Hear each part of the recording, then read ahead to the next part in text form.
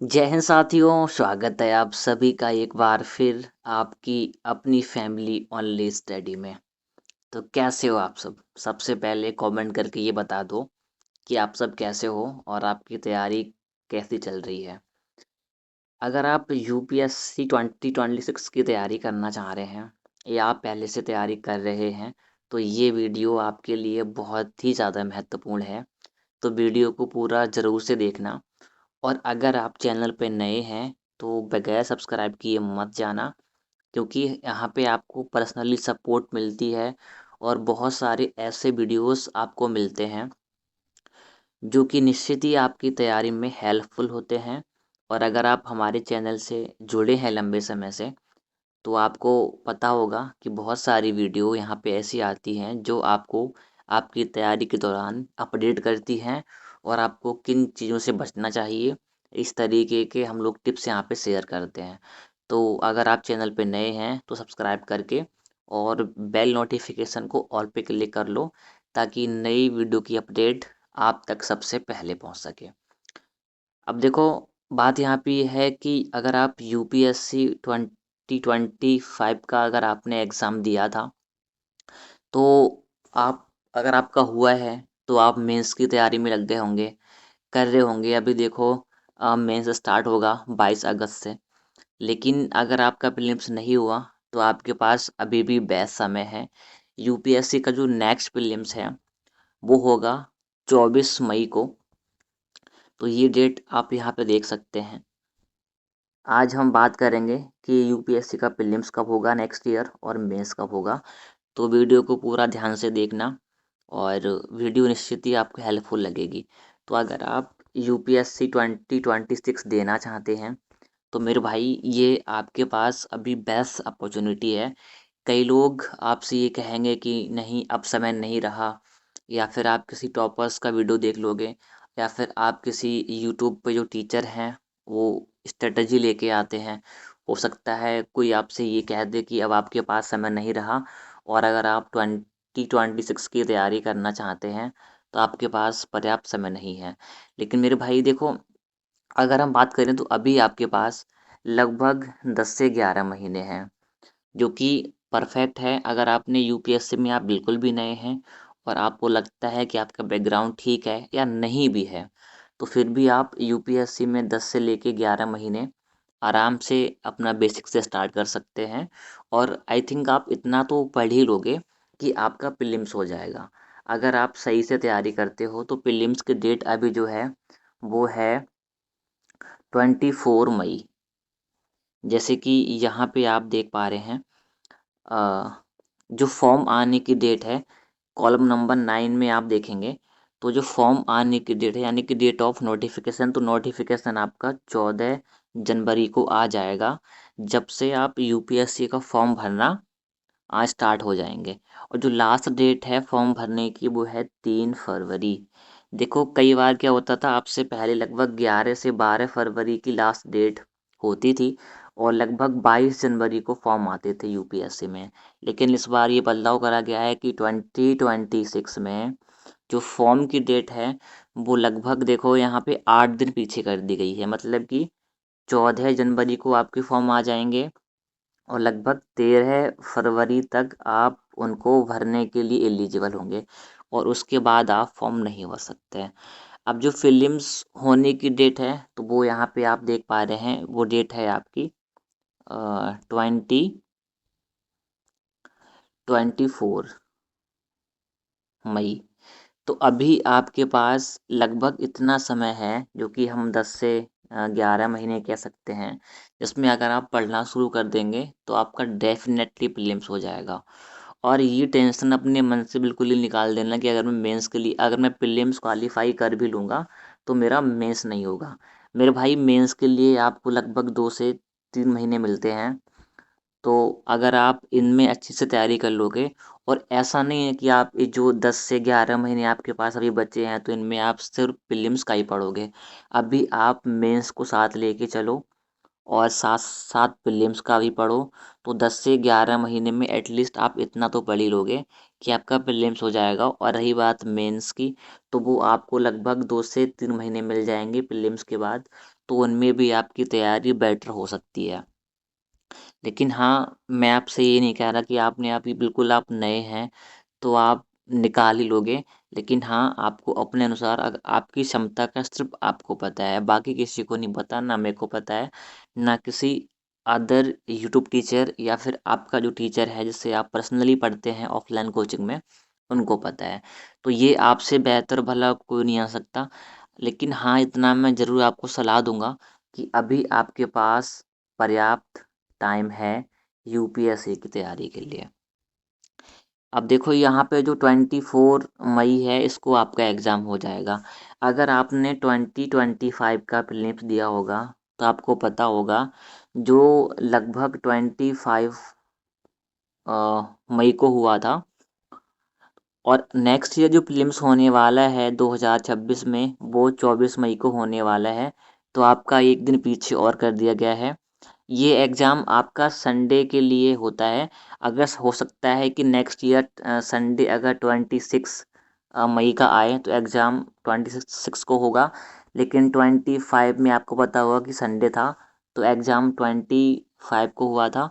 और 2026 में आपका संडे दिन जो पड़ रहा है वो पड़ रहा है 24 मई का, इसलिए आपका एग्ज़ाम संडे को होगा। तो इसमें कोई बड़ा कन्फ्यूजन नहीं है कि एग्ज़ाम एक दिन पीछे क्यों हो जाता है या फिर एक दिन आगे क्यों हो जाता है।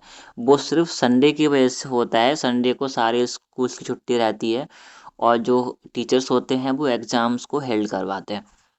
अब अगर मेंस के बारे में बात करें, आपका मेंस कब होगा, तो मेंस की डेट आपको डिस्प्ले पे दिख रही होगी। आप यहाँ देख सकते हैं जो मेंस की डेट है वो है 21 अगस्त। जैसे कि अब से पहले क्या होता था कि लगभग सितंबर में आपका मेंस स्टार्ट होता था। लगभग 15 सितंबर या 20 सितंबर से आपका मेंस होता था। लेकिन 2025 से क्या कर दिया गया है, लगभग 20 से 25 दिनों के लिए मेंस को पीछे कर दिया गया है, जिसकी वजह से आपको ये 20 से 25 दिन आपकी मेंस की तैयारी के घट जाते हैं। अब भाई क्यों करा गया है ये ऐसा चेंज, ये सिर्फ यूपीएससी ही जानता है। फिलहाल हम लोगों को अभी इतना नहीं पता कि ये दिन कम क्यों हुए हैं। तो 21 अगस्त से आपका मेंस स्टार्ट हो जाएगा।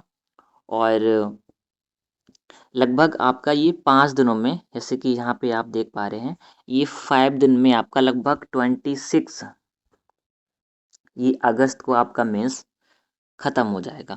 लगभग 5 दिन का एग्ज़ाम होता है जिसमें एक दिन में 2 पेपर्स होते हैं। तो लगभग और टोटल जो 9 पेपर्स यूपीएससी के द्वारा मेंस में कराए जाते हैं।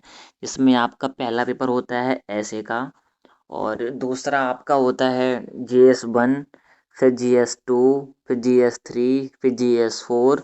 और फिर 2 कंपल्सरी पेपर होते हैं, एक इंग्लिश का होता है और एक हिंदी का होता है। इसके बाद आपका मेंस का एग्ज़ाम होता है।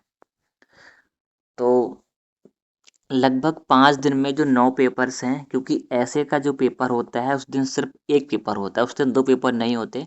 लेकिन जब जीएस का पेपर होता है तो जीएस 1, जीएस 2 एक ही दिन में होते हैं। इसलिए आपके जो 9 पेपर हैं वो सिर्फ 5 से 6 दिनों में आपके ख़त्म करा दिए जाते हैं, जो कि एक बहुत ही कम प्रोसेस है।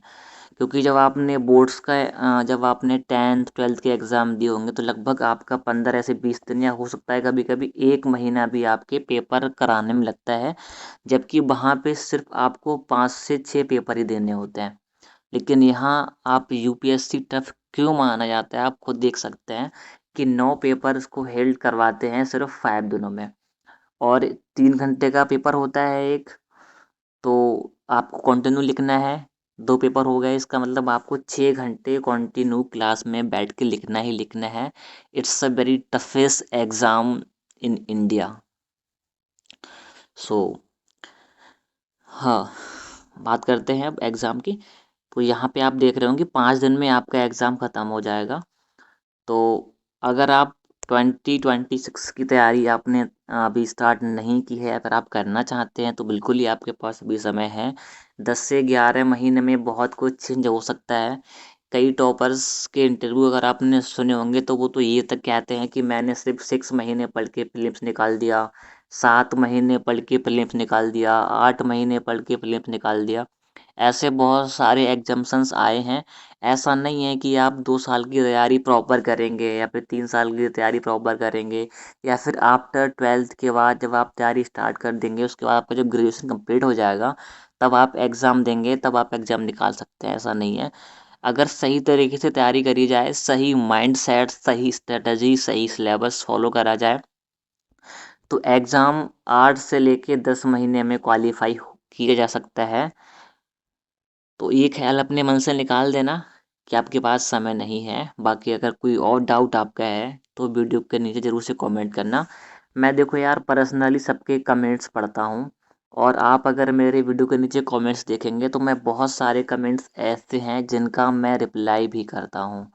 तो अगर आपका कोई डाउट है स्ट्रेटजी से रिलेटेड या फिर कोई डॉक्यूमेंट से रिलेटेड, और हाँ एक चीज़ यहाँ पे और आपकी जानकारी के लिए बता दूँ मैं कि अगर देखो आपने अभी डॉक्यूमेंट्स रेडी नहीं करे हैं तो डॉक्यूमेंट्स रेडी अभी से आप करना स्टार्ट कर दो। कई बार क्या होता है कि जब हम फॉर्म भरते हैं तो उस टाइम तक हमारे डॉक्यूमेंट्स रेडी नहीं हो पाते। जैसे कि लास्ट ईयर क्या हुआ था कि मैं एग्ज़ाम दे रहा था तो मेरा एक दोस्त था, तो उसका जो ओबीसी सर्टिफिकेट है वो अपडेट होना था। लेकिन उसको क्या लगा कि यार मेरे पास तो अभी 3 से 4 महीने हैं, मैं कर लूँगा। ऐसे करते-करते फॉर्म आ गए और आपको पता है कि लास्ट जो फॉर्म आए थे वो 22 जनवरी को आए थे, 2025 में। तो उसको लगा कि मैं कर लूँगा। लेकिन क्या हुआ कि कई बार साइट्स इतनी बिज़ी होती हैं कि फॉर्म नहीं भरा गया।